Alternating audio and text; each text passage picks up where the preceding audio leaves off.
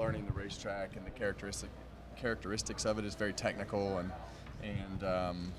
you know, the tires wear out, and things are, from a driver standpoint, are fun. So I've enjoyed it, and hopefully this weekend's good and we can have a good last race. How have you managed the emotions of this last season, given like you had that special announcement with the paint scheme and the All-Star race, and also the late model effort you'll be doing this year too?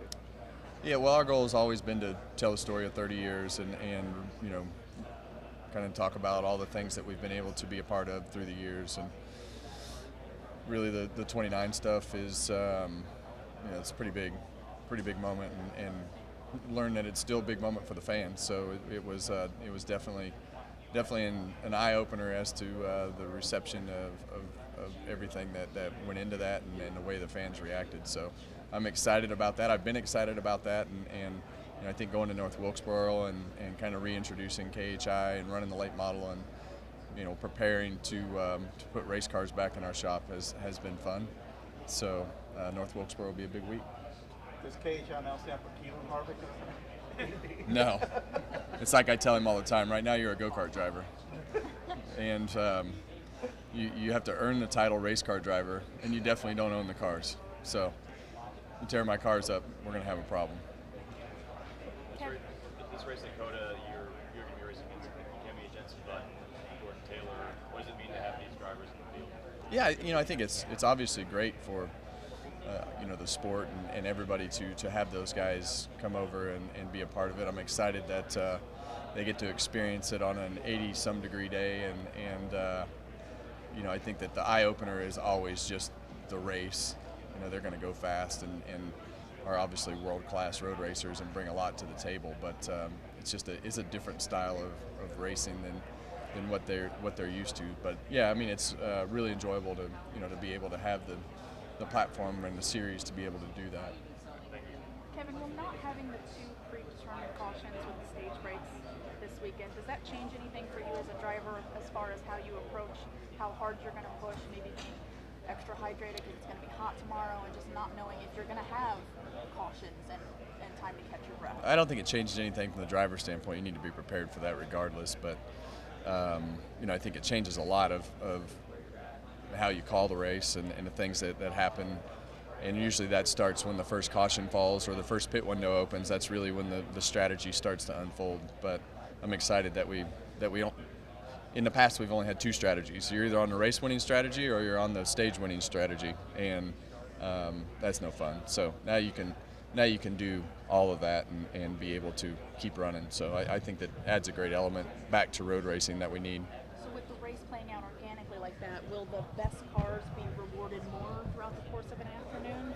Like, should we see them? Depends on how the yellows fall.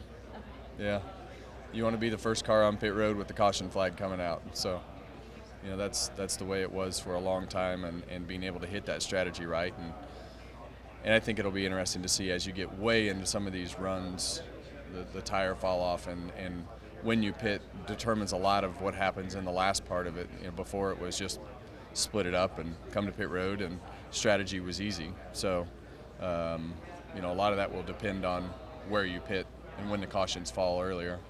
Is there a split on that between the drivers on having the no stage break caution? Because Denny said he didn't get a vote. Somebody else said they didn't vote on it either.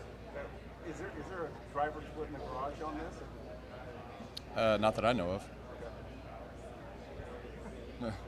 Hey, so you talk about how Pastor Ezekiel wants to be an F1 driver. So I'm curious what you think about having both Button driving. Well, he doesn't know Jensen Button. He hasn't watched Jensen Button race. So Jensen's about my age. So I guess we're in the too old category to be in the cool factor. But you know, he goes back and forth, and one day he wants to. I mean, he watches all the F1 races. He obviously watches a lot of the NASCAR races as well. But you know, he's still 10, so he has to learn his way. But he likes racing, and he thinks F1 is cool. So obviously, for him, it's neat to be able to race with them and be able to for him to be able to watch him race and what Dad drives. But I'm curious if for the new F1 fans,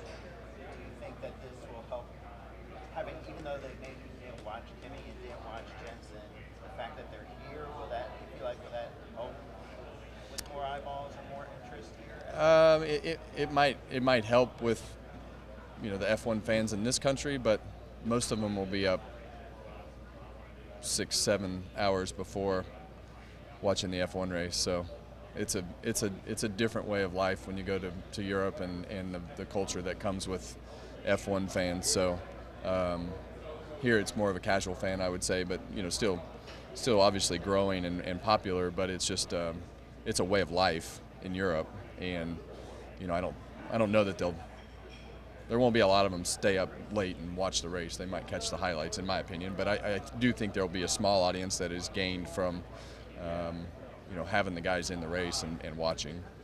So I'm doing a story